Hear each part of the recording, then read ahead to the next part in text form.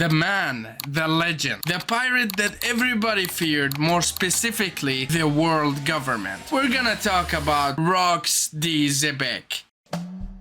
So in chapter 1154, we found out the true design of Marshal D. Xebec. We have been waiting for this silhouetted man to reveal himself for almost 3 to 4 years now, and it's finally here. And his design shocked the entire world. The entire One Piece community was in shambles. Everybody was screaming, "What?" The theory finally came true. Marshal D. Xebec is the father of Blackbeard Teach. And to many readers that wasn't a surprise due to Blackbeard's ship being called the Saber of Xebec. So there's a lot of stuff to talk about in these last 2 chapters, so I want you to hit a like and subscribe to our channel for more videos like this, and let's continue. So in chapter 1154, we start off with Big Mom. Big Mom of all people. She was declared the human that sent Elbaf into shambles. She wiped out half of an entire village and killed one of the legends of Elbaf, Ja Rule's partner. These events were 63 years ago. So basically, Big Mom kicked off the start of Elbaf's downfall. A downfall that would be blamed on a single person, Loki, the second prince of Elbaf. Giants starving all over Elbaf, trying to get their hands on food, even if it means that taking them from other giants by force. No, guys, this is literally crazy. Every single thing that was happening on Elbaf was blamed on this tiny child. Yes, he was big, but he's still a child, and to them he was tiny. He was a kid that wanted nothing more than for his mother to hug him. But unfortunately, he didn't even get that, because his mother is the literal worst person in the entire series. I don't care about Emu, I don't care about Sengoku, I don't care about Doflamingo. This Estrid is the worst human being out of all of them, and she's not even a human being, she's a giant, but you know what I'm saying. Every giant on Elbaf's spirit started to weaken, and the fact that Harold went out of the country multiple times does not help, because they don't have a true leader there constantly watching over the entire country. We see Harudin being blamed for his supposed brother's curses and everything. Him attacked, Ida was attacked as well. Bro, this is nuts. I mean, really, I thought this was just gonna be about Loki, but when you introduce all of these different factors, and we haven't even gotten to the good stuff yet, so please, hold on with me. And there Harudin is, seeing his mother getting attacked and not being able to do a single thing about it. He's trying, but he can't, bro, he can't. These other giants are bigger than him, of course. Okay, what can he do? But then King Harold steps in and saves the day, of course. So he went basically back to the country because he had heard that the moment of Loki's birth gave true trauma to the entire country, and the whole country was sent into shambles. He came back to the country of Elbaf with some much needed resources from the humans themselves, the humans that the Elbaf giants were terrorizing this entire time. But that shows you the strength of diplomacy. He wanted to make allied nations help each other out in times of need. That is what I call diplomacy. And to the humans, they're like, well, of course, if the king of Elbaf, if the king of the giants basically tells us that he wants some help in exchange for his help, of course we're gonna take it. And from the giant side, they're in shambles. They really need the resources. They really need all the help they can get. It's a bit weird for them accepting help from humans, but most of the giants can't really accept that. Anyway, finally, Estrid passes away. Thank you, Oda. I know she was just there for the plot of Loki being cursed and everything, but still, we really wanted her gone badly. And we even see this panel of King Harold holding up little baby Loki with not a single ounce of smile on Loki's face, while King Harold is, of course, happy he's getting to see his second born. But yeah, it shows you the true terror that Estrid put Loki through. barely a few months old, just like it says in the chapter, barely a few months old, Loki had already given up on love. Now, 56 years ago, there was a conversation between Harold and Ja Rule. In that conversation, Ja Rule asks Harold, "You were in there, right? You were in Marijois during that incident." And Harold was like, yeah, I begged the king that I was close to, please help me sneak in. I'm wondering, like, bro, that don't match, bro. You're literally an ancient giant. You're extremely big. How the hell do you sneak into a place, bro? My brain can't even fathom. I guess that's just One Piece things, yeah, but it's a little bit weird, okay? Like, giants cannot sneak, bro. There's like, they can't even be in the same sentence, bro. Like, what? He said, Ja Rule, unfortunately, in the end, my request was denied. And if it wasn't for the chaos after the assassination, I would have probably gotten caught. So, why are you asking me about that again? And then Ja Rule is like, yeah, listen. If you were only caught, you'd consider yourself lucky, okay? Because they've done tremendously harsh things to us giants. He's like, what are you talking about? Are you referring to the crew Galila? What? Galila in 2025? This was in Water 7, bro. What? Okay, so we know that the Galila company on Water 7 was created approximately 7 years ago in the current time. But the interesting fact is, how the hell did they come up with that name? Unless that name specifically came from an older legend of giant shipwrights. And in my head, these giant shipwrights were the ones to create Pluton, the ancient weapon. Harold is like, yeah, but weren't they like a legend or something? No. Ja Rule says, no, they were quite real, man. But wherever they ended up, they sent a letter back to Elbaf saying that they're captured. Over 100 warriors. Think about it, guys. 100 giant warriors. Ancient giant warriors.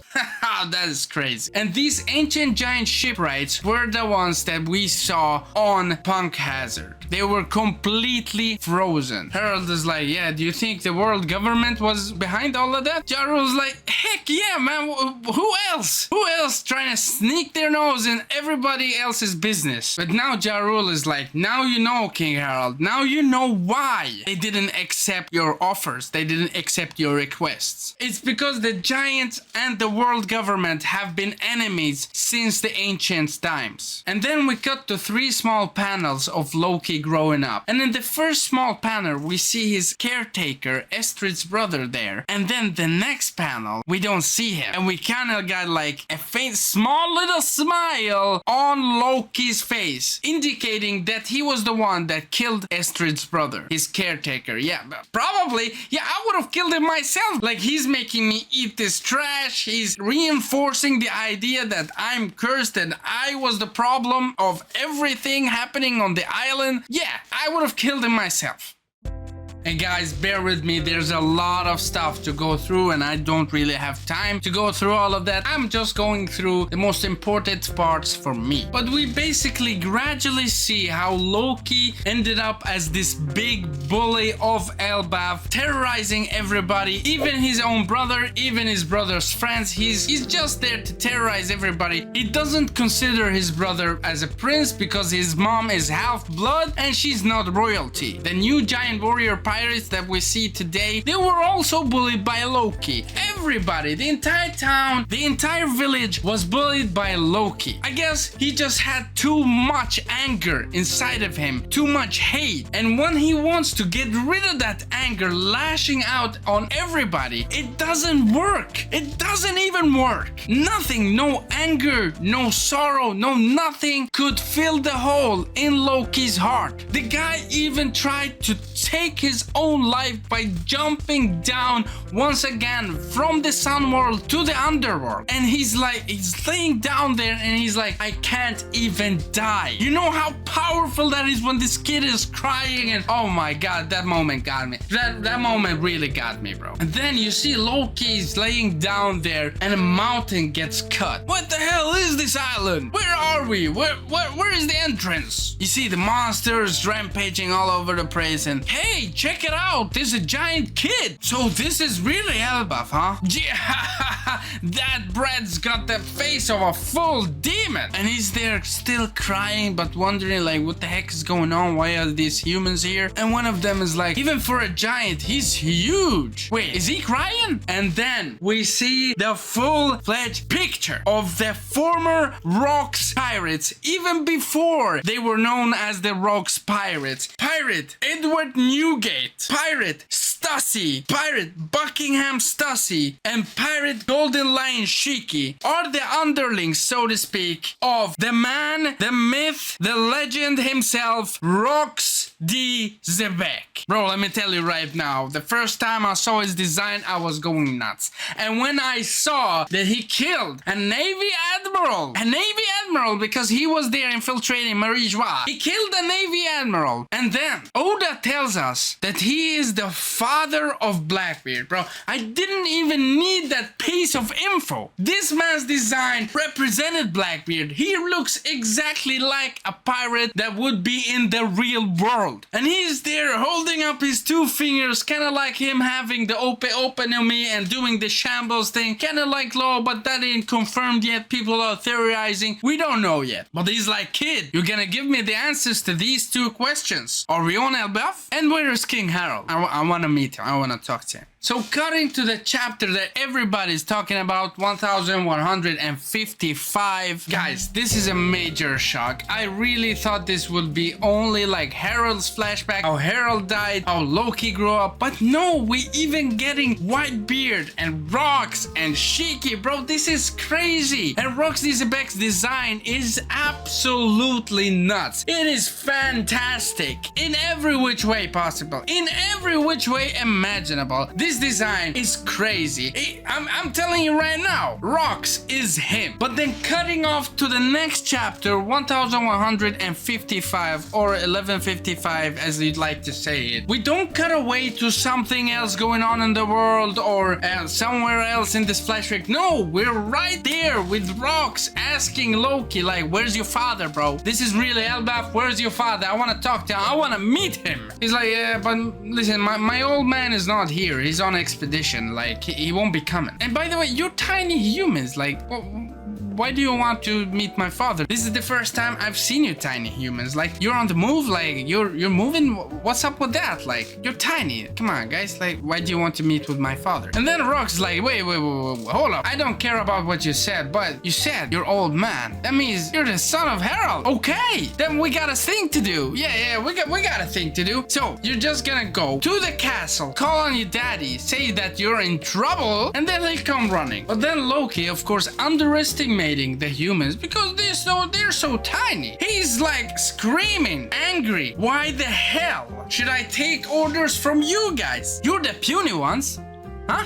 And besides, do you really think my dad will come back running just because I got hurt or just because I'm in trouble? Nah, come on. And he's like, you guys are weaklings. How the hell are you trying to boss me around? I'm Loki, bro. I'm the giant here. But then we get amazing lore that we haven't explored through in probably like 600, 700, 800, maybe 1,000 chapters. And that is swordsmanship. We haven't heard anything about swordsmanship in I don't know how many years of the One Piece series. Swordsmanship is just gone to Zoro and Mihawk. That's it. They're the only two real swordsmen in the entire show. So it was a breath of fresh air for the narrator to state this. Rocks, his swordsmanship was famous for sending everything around him flying. What? Interesting lore about swordsmanship? This is crazy. So Rocks, of course, a savage, not caring if this guy is a child or not, he just goes straight through him. Pow! Cuts him, makes him fly away, injures him. Of course, this guy was like speaking trash to me. Yeah, of course I'm gonna hit you. Like, you're gonna do as I say, bitch. But then Oda spins it. He goes back to the moment that Harold met Loki. The narrative states that it happened a certain year in the reverie. Why don't you say exactly how many years ago it was, bro? That's really weird. But we're getting to the juicy part, so come on. But before we continue, you might as well hit the like button if you haven't already done it, and subscribe to this channel and to the second channel, and check out our social media as well. So, the day that Harold met Rox was at the Reverie some time ago. It was a surprise raid because 5 kings, not 1, not 2, 5 kings were abducted, they were kidnapped. Then we get to a panel of emo in the flower room saying that the lives of kings, they don't matter to me. Like, you think you're threatening me by threatening the kings? I don't no, not at the least. But then ladies and gentlemen, I will say it right now, right here, right now, then comes the ultimate aura farming moment of the entire series. I might even say of the entire medium, of the entire manga medium. The ultimate aura farming moment is here. Roxy Xebec is not standing, he's just sitting there like this, staring down the final villain of the series, staring down the true devil, staring down the ultimate legend that is not supposed to be known. He stares down at Emu. I'm telling you right now, Roxy Xebec is a legend unlike any other we've ever heard of. He's up there, and when you see Emu looking at him unfazed, but then you go back and see Rox's face saying, "I'll be back." Bro, the only thing you're shocked about is Roxy Xebec's face, because you know he means those words. Now, we don't know quite yet if Rox went back there, maybe lost, or maybe he didn't even make it all the way there because he died at Gold Valley, right? Because the incidents, I mean, we were at 48 years ago just now, and this is a flashback to earlier than that, but I'm gonna say that Rox is about to die in 10 years time. So maybe he didn't go back to face Emu. But the thing is, if people are theorizing correctly, then maybe Roxy Xebec has the Ope no Mi and put his own heart inside of Blackbeard, and then the ultimate theory of Blackbeard going back to Marijwa and saying to Emu that "I told you I will be back, bitch." Nah, that shit is crazy. Like, if that ever happens, like, throw everything off, bro. This is so goated. This flashback is crazy, bro. I didn't even think we'll get a better flashback than last arc's. I don't think this is better than Kuma's flashback. It's a totally different one. But still, to top off the flashback from the earlier arc with this stuff, oh my god. Like, if this was only Harold and Loki and Haru did, it would be great. But putting rocks and these details about Marijwa, about him facing Emu, that is crazy. That is ultimate insanity, guys. And then we see Harold running. He's getting blamed for the abduction of 5 kings and the killing of the admiral. It's interesting because if you see around him, like, there's no kings. If you abduct kings, then you kidnap them to somewhere else, or you hold them hostage with you, taking them somewhere else. He's just alone, running through the fire, like running through everything, trying to get out basically. And then he sees the other guy also trying to get out, running towards each other. All right, this is crazy. He's like, no, you guys, it was him that did it. And so both of them are running towards each other. And Harold is like, yo, this guy is trying to get the kings to pin this on me. Yo, I'ma get him. And Rox is like, huh, a giant in the Holy Land? When did this place turn into the sticks? Like, this place is turning into shambles. Ultimate shambles. Bro, Rox, do you realize what you did? You kidnapped 5 kings. You kidnapped 5 kings. And you stood and had a stare down with Emu, bro. What do you think is gonna happen? Like, everything is getting crazy at the Holy Land. Just because there is a giant doesn't make it more crazy, no? I mean, come on, bro. But as soon as you think that they're gonna cut off, no, we're not cutting off. We're having a major clash between Harold, who is a swordsman, by the way, with Conqueror's haki. I believe that is the first time we've seen a giant having Conqueror's haki, which is incredibly crazy for the people that is doubting the giants and doubting that Oda will make some stakes here on Elbaf. Yeah, get shit on, please. Get shit on, bro. Get shit on. But yeah, that clash between Harold's conquerors and Rox's conquerors, it erased everything within its path within a 5-kilometer radius. Now, let me put it into perspective for you guys. 5 kilometers are the length from the sea to the top of the red line. That's how strong these guys were. The Conqueror's haki clash between them two was insane. But in this class, they don't even touch, just like Roger and Whitebeard. And I believe the narrator states as well that this clash was among the levels of Roger and Whitebeard. But wait, guys, if you think that Roxy Xebec aura farming insanity hype is over, no, it's not. Wanna know what this guy did more? Bro destroyed a gate of justice. I'ma just say that's even more impressive than killing a Navy admiral. These giant walls, basically, that can only be opened by the command of the world government, they were destroyed by one man? How? How did he destroy that? I don't get how he destroyed the gate of justice. That's one of the best feats. Honestly, guys, I'm not over exaggerating here. That's one of the best feats we've got in the entire series. And then because of that day, guys, Rox's name was blasted out to the entire world. He was famous now, got a bounty, and that's the disappointing part. We didn't actually get to see how much his bounty was. But one thing I want to say, and I'm truly serious about this, okay? His bounty poster looks exactly like Buggy. Bro, I don't care if you say that's Buggy hype. I don't care if you call me a Buggy ass licker or so. I don't care. I don't care. There's gotta be a connection between this guy and Buggy. And I believe that even one of the fan translations, Shiki, in this chapter, talks about Rox as a clown. That might be because he got them into his crew because of the Davy backfights and they felt like they were supposed to win or something. You know the Davy backfights. They're quite clowny. They're like a circus basically. They're like everything is going on at the same time. You have these incredibly strong pirates, but then you're having a contest on which boat can finish first and whatever. It's incredibly like circusy, if that's even a word. We see now that Rox has added more and more crew members to his crew, and now for the final part, he was going again to speak to Harold and have him join his crew. And he's like, Harold, you know how strong I am, and I know how strong you are. And if we team up, there's nothing in this entire world that can stop us. Harold's like, Kotowaru, no, I don't accept, okay? Harold is all about diplomacy. He's about being nice now, not before. Now he's about being nice. He's about fighting for what you believe in and fighting for the right cause, not just fighting for your own sake. No, those around you. Fight to protect the people in need, not just fighting for your own selfish desires. You know what I'm saying? So of course Harold is not accepting Rox's offer, and you might think if Harold accepted Rox's offer, I don't really think there's anything that can stop them. Nothing in the entire series. No 3 admirals, no 55 admirals that can stop them. No, nothing. I mean, really, even Garb and Roger together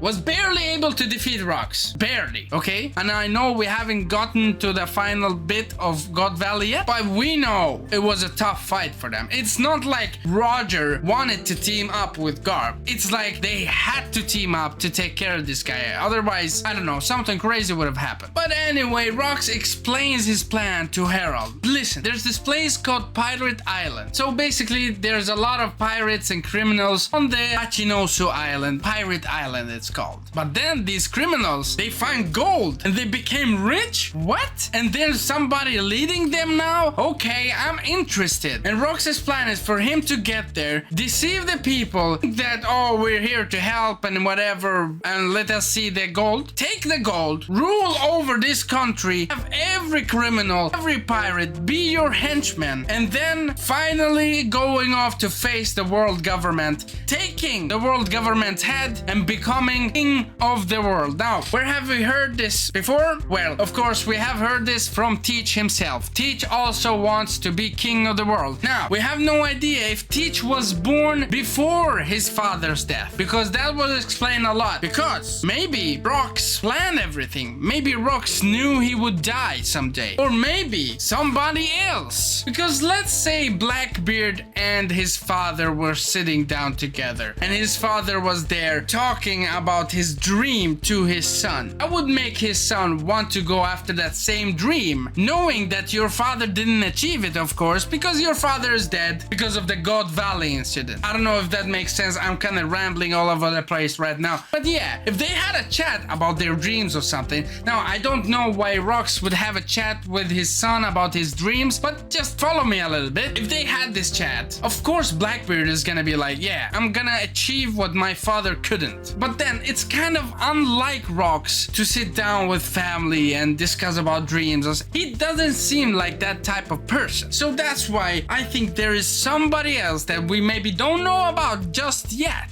that had contact with Blackbeard after his father's death. He told him, or she, what his father was planning. And after that, Blackbeard had it in his head to become king of the world. Of course, that became reality when he got the Yami Yami no Mi, because he saw himself as this almighty warrior, of course, because basically in his mind, he has the strongest devil fruit to ever exist, because it can nullify other devil fruits. So, of course, when he takes that devil fruit, killing Thatch and taking that, dipping from the Whitebeard pirates, his only goal in his mind, okay, I gotta get my crew, I gotta do this, but his entire goal from the start was to be king of the world. And oh, yeah, now he's king of Hachinosu as well. Everything ties together. That's why I love One Piece. That's why this series is by far the best story of all time. Hope you guys enjoyed. Hit the like, follow, share to your friends. I know I babbled a lot. I know I probably said a lot of things that didn't make sense English wise and story wise, but yeah, I'm a fan of the story. I hope you really enjoyed this one, and yeah, let me know what you guys think, and I'll see you guys next time. Peace.